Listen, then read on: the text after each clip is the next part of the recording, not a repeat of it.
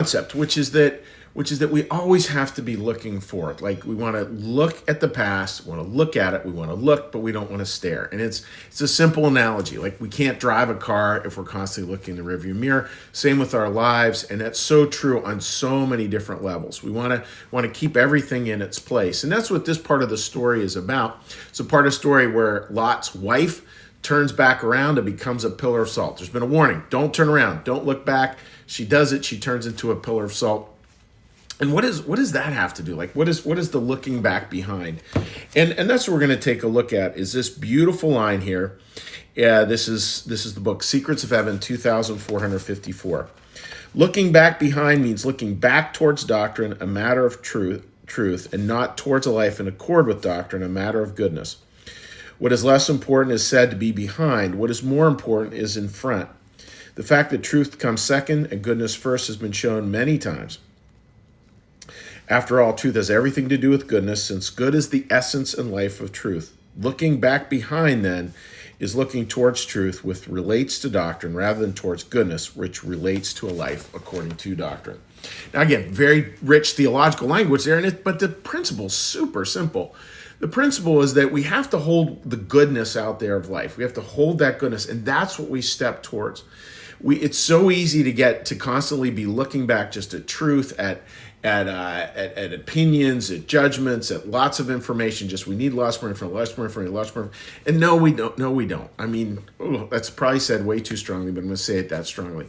We have to constantly be looking forward to what's good, because if we get mired back in our own paradigms, in our own intellectual constructs, in our past even, it totally can paralyze us. And probably some of us have been there. Probably some of us know people are there.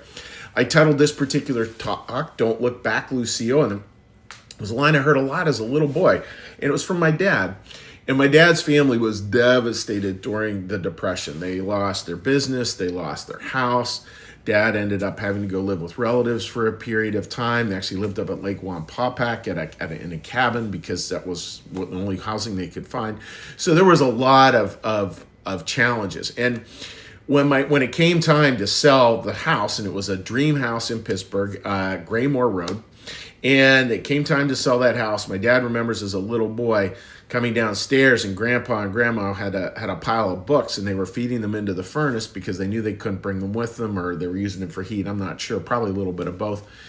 And he heard my grandpa tell my grandma, "Don't look back, Lucile." And it was that idea that if she kept on looking back to the life they had, they would never be able to move forward into the life they had to build, even in this challenging time. And I think that's so true for all of us. What is in front is always more important than what's behind. And it's not that we don't want to look back. We do, but it's like a rear view mirror, very small percentage part of the windscreen on a car. We want to constantly be looking forward. And how might that work with us? Well, it means, friends, like last night, we went, as we often do at New Church Live, down to St. Francis Inn.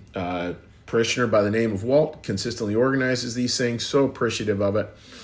And I don't get down nearly as much as what I would like to, because evenings now are booked a lot of the time. That's sort of the downfall, becoming more online, as a lot of pastoral work gets done in the evenings online.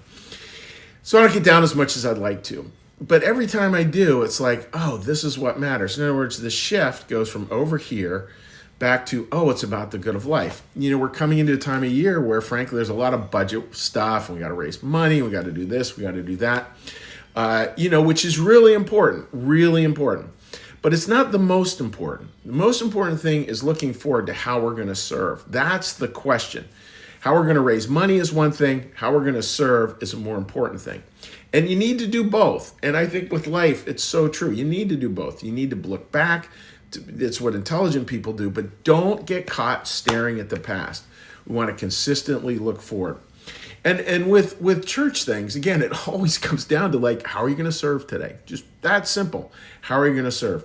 We spend time every day doing a little bit of intellectual stuff. 10 minutes of calm always has a lot of little intellectual stuff, but it's 10 minutes out of a whole day. It's probably about the right percentage, in terms of our lives. And we certainly wouldn't want to do that all day. That would not be where God is calling us. Where God is calling us, whoop, there's the door. That's where God is calling us, out there. What's out there is what really matters. So hope that makes sense, friends. And may you have a day, again, like just putting that on as perspective. And if you have a day where you're starting to obsess about something in the past, or starting to obsess about a particular paradigm or a judgment or an intellectual construct, look but don't stare. Look, figure out what the value is there. Again, it says looking forward is looking at the life that doctrine creates. So we look back at that truth, we look back at those experiences, we look back at those things, and then most importantly, we take the lessons from there and we move them forward. If not, we get totally frozen, pillar of salt. Nobody wants to be a pillar of salt. Something to think about as you move into the day with a lot of joy moving forward. So I hope that makes sense, friends. I find that stuff pretty darn fascinating myself. So what we're going to do now is we are going to shift gears. And when we shift gears here at New Church Live, what we do is we slow way down and we take a little breath. We listen to a prayer bell. We do a little meditation from the Old Testament. We do the Our Father prayer. We do a little Levitican blessing, which is also from the Old Testament. And then we say hi to folks who've posted anything on Facebook. So with that, dear friends, let's get a little breath.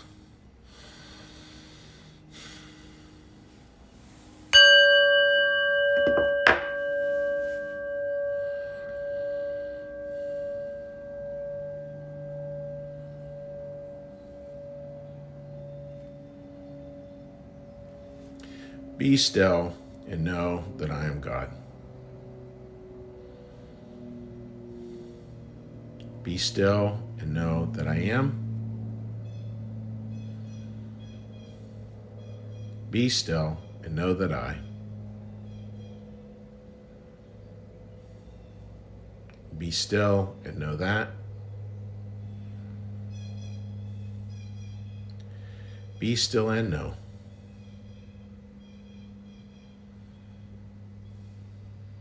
Be still and. Be still. Be.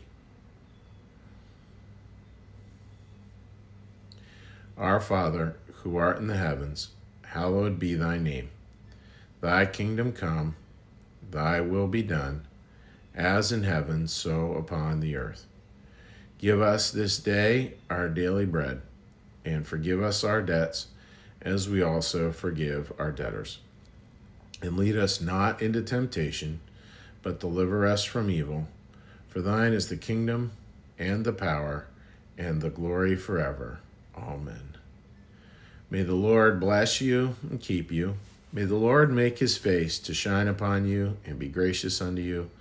May the Lord lift up his countenance upon you, bring you peace, and bring you home. Amen.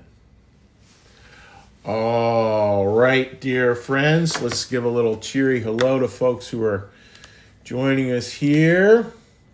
Again, I hope everybody has a wonderful day. My wife and I get to see Lyle Lovett tonight, which will be really fun. This was her Christmas gift. Linda, such an important message. Thank you. Yeah, Linda, it is such a super critical message. Like, I'm reading this stuff, I'm thinking, boy, actually, Linda, I'm going to take a photograph of this as soon as we're done, scan it actually to my computer, because I feel like there's so much there that we really need to come back to at some point in time, even build a series out of it. So, agreed. Rita, good morning to you. And Rita, I had such a good time last night at St. Francis Inn with you. That was a wonderful evening serving. Tina writes, you are so right about looking forward to the things we do to serve good are so important. Enjoy this beautiful day. I will. And Sarah, so good to see you joining us. And Sarah, by the way, here's your little geeky pastoral thing.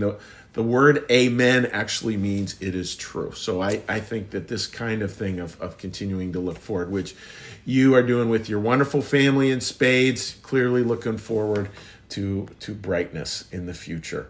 All right, so let's flip on over to here. Flip on over to New Church Live.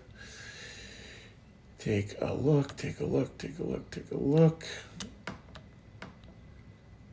All right. Sherry, good morning to you, and I hope you're doing very well, my friend. Gene, good morning to you. And Gene, my wife and I were just planning our trip down to Easton in July. So just maybe we can cross paths then down there. That would sure be nice. And Marcus, good morning to you, buddy. I hope you're doing well.